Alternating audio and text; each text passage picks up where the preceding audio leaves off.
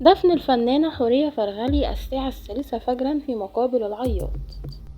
روت الفنانة المصرية حورية فرغلي تفاصيل دخولها القبر الساعة 3 فجرا أثناء تصوير مشهد في أحد أعمالها، مؤكدة أنها رفضت الاستعانة بدوبليرة، وأشارت أنها أصرت على تأدية الدور بنفسها، مؤكدة أنها لا تخشى الموت وتعشق المقابر، ودفنت في مقبرة بالعياط.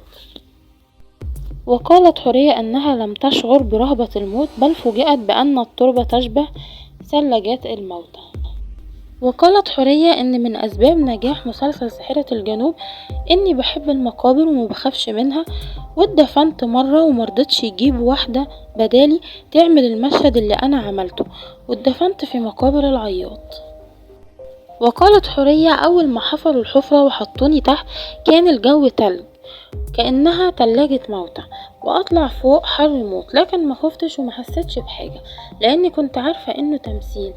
أنا ما بخافش من الموت ومستعدة ليه، نفسي يجي بصراحة، لأن الدنيا بقى دمها تقيل، الناس اتغيرت وأخلاقها اتغيرت، ما بقوش يخافوا وبقى في عنف ومفيش أصول.